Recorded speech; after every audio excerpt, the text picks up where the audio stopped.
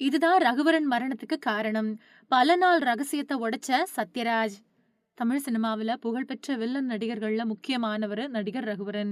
நடிகர் ரகுவரனோட வில்லத்தனத்துக்கு தமிழ் சினிமாவுல தனிப்பட்ட வரவேற்பு இருந்துட்டு வந்துச்சு அப்டின்னே சொல்லலாம்.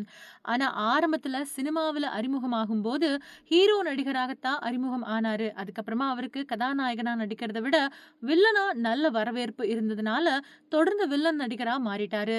வில்லனா நடிக்கக்கூடிய நடிகர் அப்படிங்கிறதையும் தாண்டி சிறப்பான நடிப்ப வெளிப்படுத்தக்கூடியவர் ரகுவரன். அதனாலேயே தொடர்ந்து அவருக்கு தமிழ் சினிமாவுல வாய்ப்புகள் வந்துகிட்டே இருந்துச்சு. 1982வது வருஷம் 7வது மனிதன் அப்படிங்கிற படத்துல முதன் முதலா அறிமுகமானாரு ரகுவரன். அதுக்கப்புறமா தொடர்ந்து 4 வருஷங்களுக்கு குறைவான வாய்ப்புகள் தான் அவருக்கு வந்துகிட்டு இருந்துச்சு. ஆனா 1986ல வெளிவந்த மிஸ்டர் பாரத் படத்துக்கு பின்னாடி அவருக்கு வாய்ப்புகள் அதிகமாக ஆரம்பிச்சது. 1987ல மட்டும் 10க்கும் அதிகமான படங்கள்ல நடிச்சாரு ரகுவரன். அதுக்கப்புறமா அவர் நடிக்கக்கூடிய படங்களோட எண்ணிக்கை அப்படிங்கிறது அதிகமாக ஆரம்பிச்சது. தமிழ் சினிமாவுல எண்ணிலடங்கா திரைப்படங்கள்ல வில்லன் கதாபாத்திரத்துல நடிச்சிருக்காரு ரகுவரன்.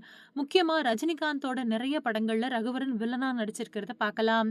அருணாச்சலம், பாட்ஷா, முத்து அப்படின்னு ரஜினி நடிச்சு தமிழ்ல பெரும் வெற்றி பெற்ற படங்கள்ல ரகுவரன் வில்லனா நடிச்சிருப்பாரு. படிக்கிற காலத்துல கல்லூரியில எனக்கு 3 வருஷங்கள் ஜூனியர் தான் நடிகர் ரகுவரன். ஆனா, கல்லூரியில படிச்ச காலகட்டங்கள்ல எனக்கு ரகுவரன அவ்வளவா தெரியாது. ஆனா, நாங்க படிக்கிற கல்லூரிக்கு எதிர்ல தான் ரகுவரனோட அப்பா ஒரு உணவகம் நடத்திக்கிட்டு வந்தாரு.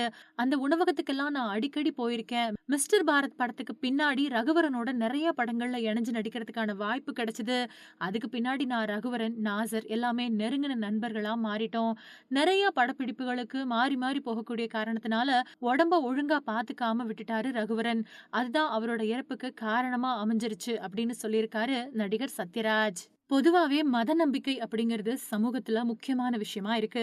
எந்த ஒரு பிரபலமும் மத நம்பிக்கை தொடர்பா மட்டும் சர்ச்சையா எந்த ஒரு விஷயத்தையும் பேசிட மாட்டாங்க. ஏன் அப்படின்னா, அந்த அளவுக்கு மக்களோட உணர்வோட கலந்த ஒரு விஷயமா மதமும் கடவுளும் இருந்துட்டு வருது. முக்கியமா கடவுள் தொடர்பான ஒரு சர்ச்சையை ஏற்படுத்தக்கூடிய பிரபலங்கள் தொடர்ந்து பிரபலமாவே இருக்க முடியாது. அப்படியான சமயத்துல திருப்பதி கோவில்ல சர்ச்சையை ஏற்படுத்தி அது மூலமா அதிக விமர்சனத்துக்கு உள்ளாகி வராரு நடிகர் டிடிஎஃப் வாசன். திருப்பதி பெருமாள் கோவில் அப்படிங்கிறது இந்தியாவோட மிக முக்கியமான ஆன்மீக ஸ்தலமா பார்க்கப்படுது.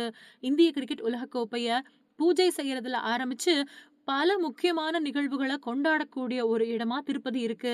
அதிகபட்சம் நெறைய விஷயங்கள் திருப்பதி கோவில்ல வச்சு தான் பூஜிக்கப்படுது. திருப்பதி பெருமாள் கிட்ட போய் பூஜிக்கப்பட்டா அவரோட அருள் கிடைக்கும் அப்படிங்கிறது நெறைய பேரோட நம்பிக்கையா இருந்துட்டு வருது. முக்கியமா தெலுங்கு தேசத்துல நெறைய பிரபலங்களே திருப்பதி பெருமாளோட பக்தர்களா தான் இருந்துட்டு வராங்க. அதுல ரொம்பவே முக்கியமானவர் நடிகர் நாகார்ஜுனா. நடிகர் நாகார்ஜுனா பெருமாளுக்கு பாடல்கள் பாடின அன்னமாச்சாரியார் அப்படிங்கிற நபரோட வாழ்க்கை வரலாற்ற படமாக்கி அதுல நடிச்சாரு. எந்த ஒரு கெட்ட பழக்கத்திற்கும் அவரு அடிபணிய மாட்டாரு. மது, மாது, புகைப்பிடித்தல் மாதிரியான எந்த ஒரு விஷயத்துக்குள்ளயும் அவர் ஈடுபடக்கூடாது அப்படின்னு சொல்லப்பட்டுச்சு.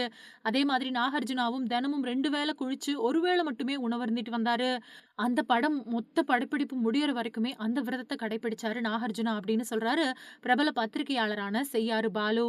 ஆனா தெலுங்கு தேசத்துல இருக்கக்கூடிய நாகார்ஜுனா மாதிரியான பல பிரபலங்களுக்கே டிடிஎஃப் வாசன் திருப்பதி கோவிலுக்கு போய் பிராங்க் பண்ண வீடியோ கடுமையான கோபத்த ஏற்படுத்தியிருக்கு.